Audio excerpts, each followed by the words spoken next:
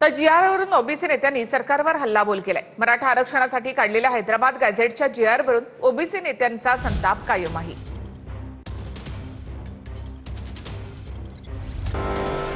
Hyderabad गॅझेटच्या जीआरवरून OBC नेत्यांचा संताप कमी होताना दिसत नाहीये। वडेट्टीवार आणि मंत्री भुजबळांनी नव्या जीआर आणि ओबीसी तरुणाच्या आत्महत्येवर सरकारला धारेवर धरले।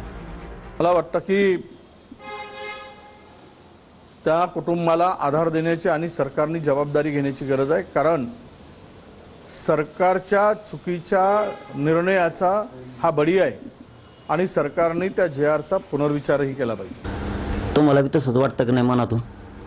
तुम्हाला तरी ओबीसीचा नेता म्हणून धरतोय का तो? तुम्हाला तर बोललो बी नाही वडेट्टीवार साहेबाला आम्ही। तुम्हाला काही शब्दांत दुखविलं का? तुम्हाला काय बोललोत का? तुम्ही किती प्रयत्न करता, तुमचा किती अट्टाहास आहे, किती धडपड चालली तुमची ओबीसीचा नेता व्हायसाठी, होऊन देते का तुम्हाला?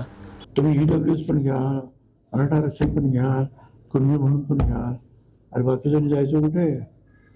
ते भटक्या मग तो आणि सगळं मराठा समाज इतरांपेक्षा फार पुढारलेला आहे। सुप्रीम कोर्टाने म्हटलं तू शांत होऊन देणार ना, त्याशिवाय तो राजकारण पोळी भाजत नाही ना, त्याशिवाय तो राजकारण धकतच नाहीये। तू कोणत्याही पक्षाला ओबीसीचं नाव सांगूनच मंत्री होतो, आमदार होतो। सरकारमध्ये मंत्री असूनही भुजबळांनी जीआर विरोधात आघाडी उघडली आहे। यावरून राऊतांनी सरकारवर टीकेची झोड उठवली आहे। मंत्र्यांचे खून पडले तरी मला आश्चर्य वाटणार नाही। गँगवॉर होईल कॅबिनेटमध्ये एक दिवस या विषयावर मी वारंवार सांगतोय, आणि मी असं सांगितल्याबद्दल मला माओवादी ठरवता येत नाही। मी सत्य सांगतो, ज्या प्रकारचा संघर्ष कॅबिनेटमध्ये चाललेला, मग भुजबळजी असतील, मग इतर समाजाचे लोक असतील, ज्या प्रकारचं सरकारमध्ये जो संघर्ष टोकाचा, स्वतः भुजबळ म्हणतात अराजक होईल। इथं तुमच्या पोटामध्ये कितीही असेल की महाराष्ट्रामध्ये अराजकता माजावी, महाराष्ट्रामध्ये मंत्र्यांचे खून पडावे, ही तुमची सुप्त इच्छा असली तरी ती तुमच्या स्वप्नात देखील पूर्ण होणार नाहीये। दरम्यान ओबीसींच्या मुद्द्यावर विरोधी पक्षात असूनही वडेट्टीवारांनी भुजबळांची साथ दिली आहे। हे तिकडे ते नेपाळच्या त्याच्यात लोकात शोभत आहे, तिकडे नेऊन सोडून दिलं पाहिजे। जाणार नागालँड फेंगालँड नाहीत का तिकडे, हे ते बरेच आहेत ना, इंग्लंड आमके तमके, त्याच्यात सोडून द्यायला पाहिजे। हे जाणार इकडे ठेवायलाच नाही पाहिजे। आता कोणाला नेपाळला सोडायचं आहे, कोणाला हे करायचं आहे, जरांगे कोण ठरवणार? ओबीसी चळवळीमध्ये जो काम करेल त्याला जर परदेशात पाठवायचं असेल तर काय एकट्या जरांगेलाच महाराष्ट्रात राहायचं आहे? दुसरीकडे लक्ष्मण हाकेंनीही वादग्रस्त विधान केलंय।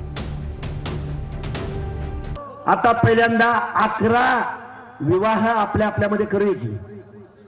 आता तुम्ही आमच्यात आलाय की नाही? 11 विवाह केले पाहिजेत का नाही केले पाहिजे? आता काय जात पात राहिलं का? आता सगळे सोयरे राहिलं का? आता पाटील शांडवकुळी क्षत्रिय काय राहिलं का? आता पहिल्यांदा 11 विवाह जाहीर करा। आमच्याकडे 11 पोर आहेत बरं का। अरे हाके, तुझ्या बापाला सांग, तुझी जर बहीण शिल्लक असेल, तुझी मुलगी शिल्लक असेल, तर एका बागवानाच्या घरी तुझा बाप सुरी घेऊन जाणार आहे का, भाकर घेऊन जाणार आहे का? आता एक दिवस असा येईल, तू समोरच्या दिवशी भेट, तुला 2 थुबडीत नाही आणले तर माझ्या बापाचं नाव बदलणार। एकदा होऊन जाऊ दे समोरासमोर, लक्षाने माझ्या समोर यावं आणि सांगावं तुझी पोरगी तू द्यायला तयार आहेस का आज मुसलमानाच्या? चल। दरम्यान अखिल भारतीय वीरशैव शिवा संघटनेचे नेते मनोहर धोंडेंनी मंत्री छगन भुजबळ यांची येवल्यात भेट घेतली। धोंडेंनी जीआर विरोधात हायकोर्टात याचिका दाखल केली आहे। भुजबळांशी कायदेशीर लढाईवर चर्चा झाल्याचं धोंडेंनी सांगितलंय। मात्र धोंडेंच्या नांदेड जिल्ह्यातल्या आश्रमशाळेत मराठा विद्यार्थ्यांनी बहिष्कार टाकल्याची बातमी समोर आली आहे। प्राथमिक आश्रमशाळेत मराठा समाजाच्या 21 पालकांनी त्यांच्या पाल्यांच्या टीसी काढण्यासाठी काल अर्ज दिल्याची माहिती मुख्याध्यापकांनी दिल्याचं धोंडेंनी सांगितलंय। प्राथमिक आश्रमशाळेमध्ये मराठा समाजाच्या 21 पालकांनी त्यांच्या पाल्यांच्या टीसी काढण्यासाठी काल अर्ज दिल्याची मला मुख्याध्यापकांनी माहिती दिली। जीआर रद्द करायला मुंबई उच्च न्यायालयामध्ये याचिका दाखल केली म्हणून मराठा पालकांनी टीसी काढायचा अर्ज दिला असं त्यांनी सांगितलं, आणि तशा प्रकारच्या प्रसिद्धी माध्यमाला आज बातम्या पण आहेत। मला असं वाटतं हे अज्ञान आहे।